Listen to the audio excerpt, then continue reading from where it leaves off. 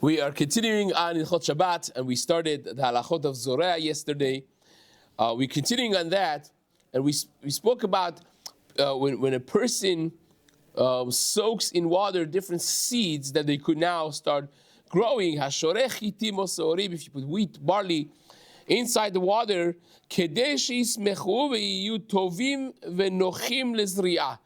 you are prepping them for plantation. The moisture breaks in the outer shell, and so to speak, it gets it ready for plantation, for sprouting. So that that also is considered a tolada of zorea, and you're chayav on biblical level. But if you want to feed your animals, you want to feed your chickens, you want to feed your behemah, and it's too hard, these have been dried completely, you want it to be soaking some water, like, you put it overnight. Even people for making cholent, they put it overnight. Like, you want it to soak the water and not dry the food. Here, in this case, you want it to soak the water and be easier for them to chew, to eat. For the animal, that is mutar because it's not process of plantation. You don't have no kavanah for it, and also it's done in small amounts for immediate use, and therefore that would be mutar. But if the people who are vegetarian, if they wanted to sprout before they eat it, then that would be obviously a problem. But if you want it to just be a little bit softer to chew on, but you're not necessarily intending this to be any sort of sprouted wheat or barley, that would be mutar. So mutar la'ashkot mayim leyerek talush. How about when you have vegetables that are cut off already? This is in the Eastern cultures. You have a lot of vegetables that are eaten with the food, right? Different species of vegetables. So if you have bundles of vegetables that are cut off, but you want to water them, or put them in the water, or water them, in order for them to stay fresh and crunchy and so on and so forth, that they should not shrivel. So the Shulchan Aruch writes it's mutar to do that. This is explicitly mentioned in Shulchan Aruch in Siman Shechaf Aleph. So if Yud Aleph, this actually becomes a whole discussion of putting flowers into the water, right? If you have Shabbat guests and they bring you a bouquet of flowers, can I put a bouquet of flowers into the water on Shabbat, right? So this becomes a little bit of a machloket between the Ashkenazim and Sfaradim. Technically speaking, for Sfaradim, it is mutar to do that, and this and the Rashba behind this halacha really becomes the source of this, that so long as you don't have blossoms that are going to open more, flowers that are closed and now they're going to open, and it looks like they're growing, which is a problem of how it looks like. If you don't have that, if the flowers are nice and budded and open and so on, you can put them in the water on Shabbat as well. Now, this becomes a whole machloket.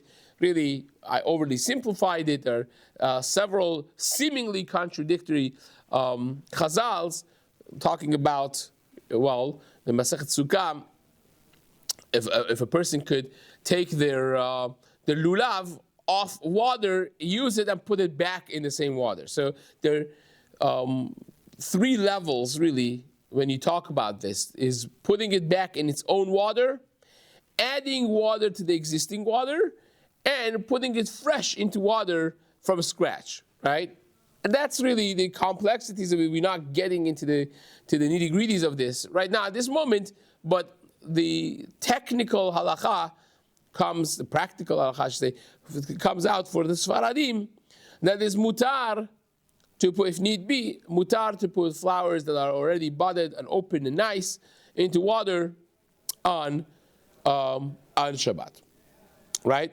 So says the halacha over here, ve'im lo basar chai sheyom hashlishi l'shchitato chal b'Shabbat. If you have fresh meat, meaning uncooked raw meat.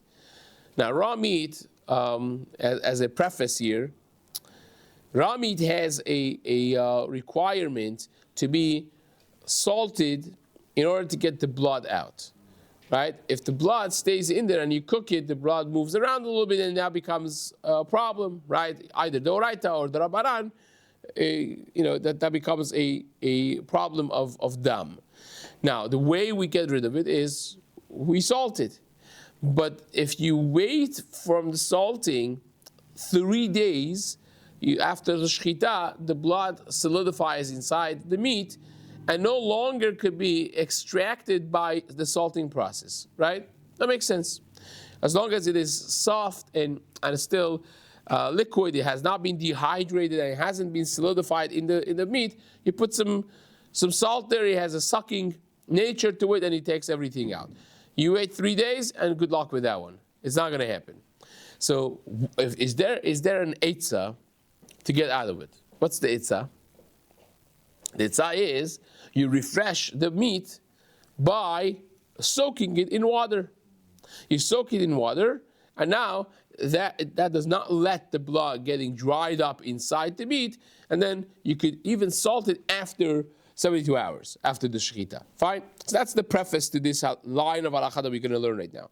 Basar chai sheyom shlishi shechitato chal b'Shabbat. What do you do if the 72 hours, the third day, happens to be on Shabbat? Then what? Right? I thought we can't salt things on Shabbat. It's a problem of giving tikkun and so on.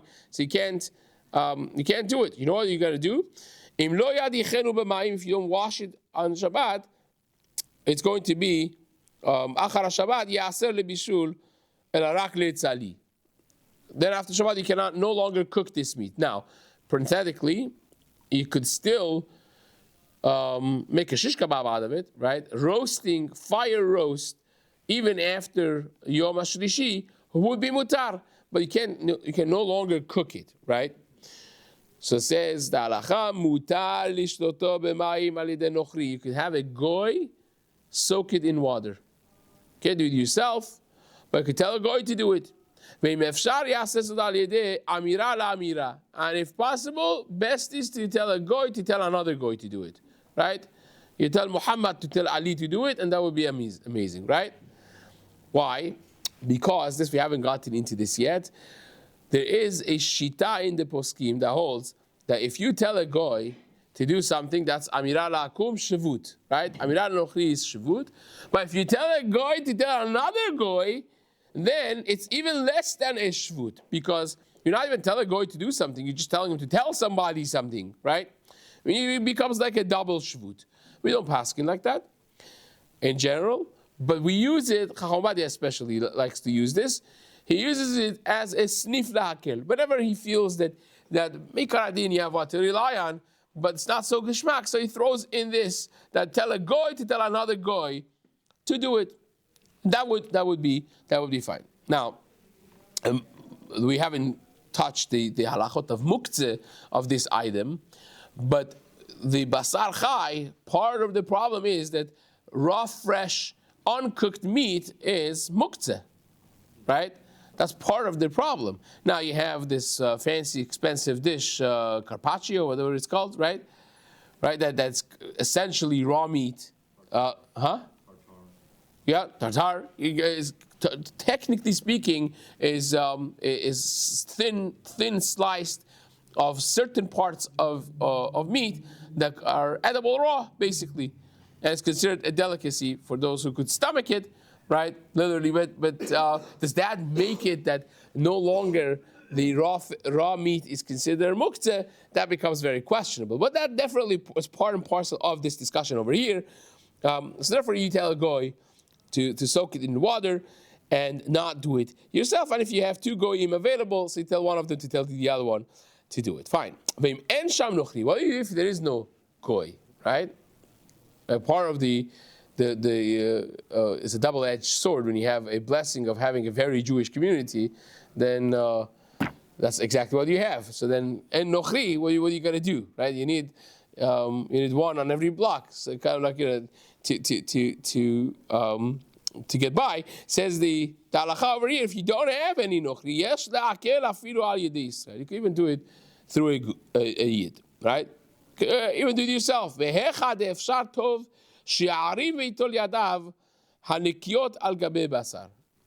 If you can, what you should do is do it through harama. What you do is you dump the meat that's in a bucket, in a bowl, at the bottom of the sink, and then your hands are clean already. You wash under the sink, and then the water also goes there, filling up this thing. So you're not directly doing the shriya, but you're indirectly doing it. You're doing the tlatidayim, so to speak, but the water is going down there and helping out. Your intention is already, it's not like really an accident. You want that to happen. Obviously, every harama is like that, right? Every loophole is exactly that, right? It's a loophole. But it's better because you're not directly doing it, you're technically speaking washing your hands as well. It doesn't look like you're trying to be metaken. The thing is in your mind, right? But that is much less of a severe transgression than when you're doing it directly. So it says, mutar liftoach et התריסים והחלונות של הדירה בשבת, להכניס באוויר סח וקרני השמש.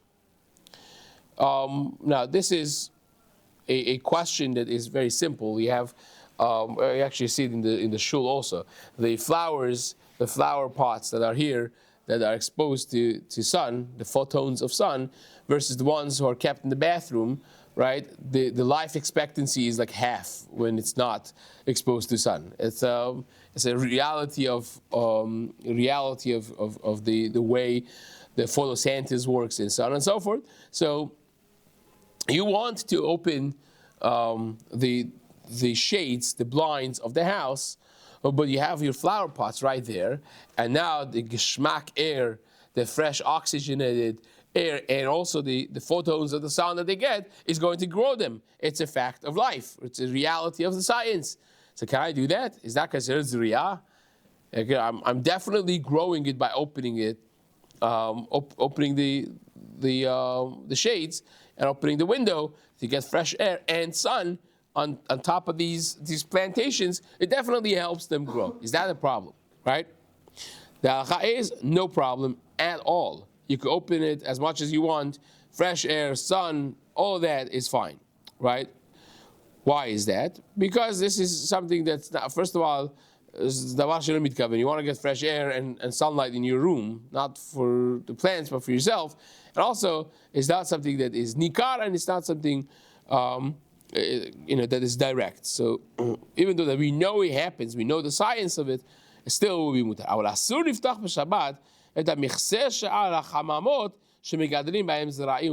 But if you have one of these greenhouses, right, which you're not in there, there's no you getting air over there.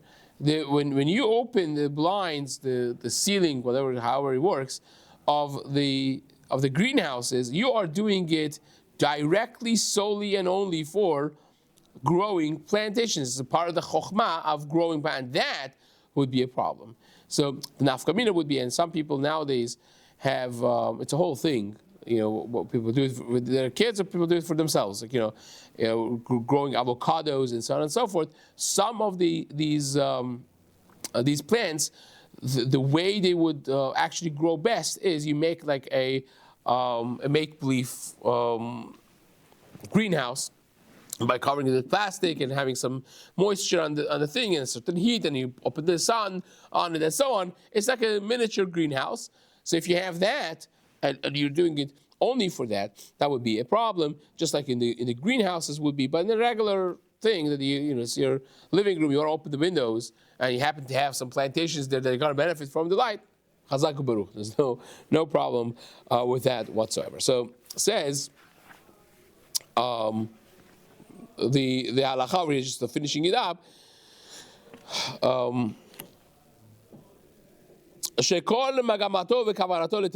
Because there, by the greenhouses, all of your purpose is only for growing the plantations and the flowers, because you want to hasten the process of growing them, and therefore it will be a problem. Now, this really concludes the basic study of the the halachot of zorea, we are going to discuss B'ezras Hashem tomorrow the halachot of choresh, right?